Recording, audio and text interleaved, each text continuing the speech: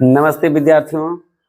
आज जुड़ जाइए डायरेक्ट एंड इनडायरेक्ट स्पीच के इस कार्यक्रम में। तो सबसे पहली बात, जैसा कि हम लगातार बोलते आ रहे हैं कि डायरेक्ट एंड इनडायरेक्ट नरेशन या स्पीच जो जिसको कहते हैं, उसको अच्छी तरह से डील करने के लिए केस चार्ट की जानकारी होना बहुत ही आवश्यक है। तो आज हम आपके सामने केस चार्ट लेके आए हैं, थोड़ा सा ध्यान दीजिएगा और आगे भी हम एक्सप्लेन करते रहेंगे इसका। बट आप इसमें ध्यान देने की बात है कि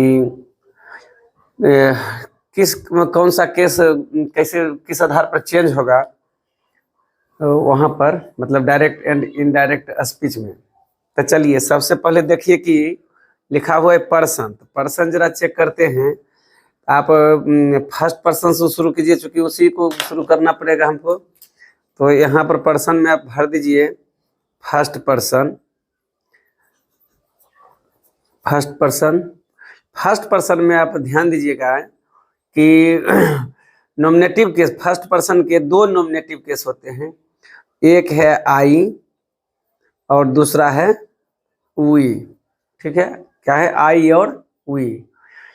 फर्स्ट पर्सन के दो नॉमिनेटिव केस आई और वी, जैसा कि आप जानते हैं कि सिंगुलर और प्लूरल दोनों है। तो इस क्रम में आप समझते रहिए इसको कि आई सिंगुलर है और वी जो है उसी का प्लूरल है, मतलब नॉमिनेटिव केस में। अब पजेसिव केस में देखते हैं कि पजेसिव एडजेक्टिव है और प्रोनाउन है, मतलब ये प्रोनाउन है और यह एडजेक्टिव है। ठीक है, तो आई और वी है। तो आई का पजेसिव जरा देखिए क्या होता है, माई। आई का माई और वी का आवर, वी का आवर। अब आई का माई, वी का आवर। अब है इसी का माई, आई का जो पजेसिव प्रोनाउन जो होगा वो होगा आपका माइन। खूब ध्यान से देखते रहिए। वी का आवर और फिर देख लीजिए उसके साथ आवर्स। ठीक है, अब है कि सब्जेक्टिव जो है, मतलब नॉमिनेटिव कहिए या सब्जेक्टिव कहिए, कोई समस्या नहीं है इसमें। तो आई का होता है ऑब्जेक्ट मी, तो मी भर दीजिए। और वी का होता है अस। विद्यार्थी को सब्जेक्ट और ऑब्जेक्ट में कोई समस्या देखते आ रहे हैं बराबर क्यों नहीं है, बट पजेसिव केस में ही आप लोग का दिक्कत होता है। चलिए तो इसको मैं अंडरलाइन किए देता हूँ। ये समाप्त हो गया एक चैप्टर आपका। अब दूसरा पर्सन में देखते हैं, सेकेंड पर्सन में। तो सेकेंड पर्सन जब है, आप समझ ही गए होंगे सेकेंड पर्सन केवल सिंगल है, यू। तो यू लिख दीजिए। यू का पजेसिव जरा देख लीजिए, योर लिख दीजिए। ठीक है, योर। फिर इसका योर ही लिखिए, योर्स, सॉरी योर्स। और इसका जो है ऑब्जेक्टिव केस में यू हो जाएगा।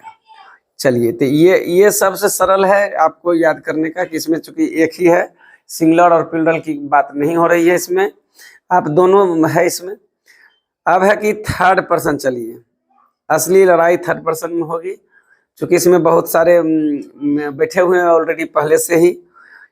थर्ड पर्सन में देखते हैं कौन कौन है। थर्ड पर्सन में पहला आपका हो जाएगा, ही को उठाइए। ही का हीज, फिर लिख दीजिए हीज, फिर लिखिए हिम। चलिए, अब है क्या, सी ले लीजिए। सी का हो जाएगा पजेसिव एडजेक्टिव हर, और प्रोनाउन में हर्स, और सी का ऑब्जेक्टिव केस हर। ठीक है, अब आइए ईट ले लीजिए। ईट, ईट का इट्स लीजिए। यहाँ पर स्ट्रोफी नहीं लगाना है, देख लीजिए, ध्यान रहे। और इसका प्रोनाउन होता नहीं, इट का प्रोनाउन नहीं होता है, पॉसेसिव प्रोनाउन नहीं होता है। अब इट का ऑब्जेक्टिव इट ही होता है। तो आशा करते हैं आप समझ रहे होंगे। अब देखिए इन सब का प्लूरल जो है वो देखिए क्या है कि दे, क्या है, दे। और दे का हो जाएगा देयर, दे का देयर, देयर्स। देयर्स, और फिर इधर यहाँ दे दीजिए देम। ठीक, तो ये सब चार्ट हैं आपके, आप इसको देखते रहिए और यह आपको बहुत काम आने वाला है।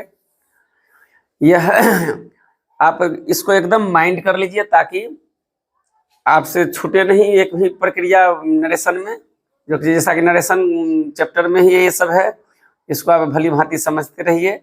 फिर से एक बार हमारे साथ फिर से एक बार देख लीजिए कि पर्सन जो है, do you know there are three type of person. अब उसका देखिए नॉमिनेटिव केस में है I, we, you, he, she, it, दे।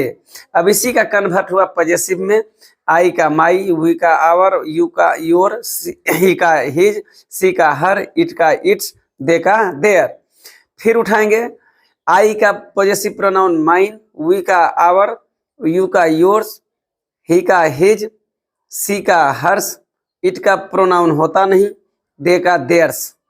एक चीज कॉमन देखिए आप इसमें कि इसमें जो है सब जगह जो है आपको एस लगा होगा मिलेगा, कि थोड़ा सा केयर कीजिएगा। देखिए मैक्सिमम में एस एस एस एस और एस, मतलब अक्सर इसमें एक चीज देख रहे हैं हम लोग प्रोनाउन में कि एस लगा हुआ है। थोड़ा सा इस पर भी हम लोग कॉन्सेप्ट क्लियर करेंगे कि अगर वैसा दिख जाए तो आप समझ जाइए कि वो प्रोनाउन है। बट कुछ ऐसे केस हैं जिसमें कि मान लीजिए कि यहाँ पर हिज है, तो यहाँ पर आप इसको यह मान के नहीं चलेंगे क्योंकि यहाँ इट में भी एस लगा हुआ है। उसके बाद कॉमन मतलब किसी में वैसा है नहीं, यहाँ पर इसमें और इसमें देख लीजिए।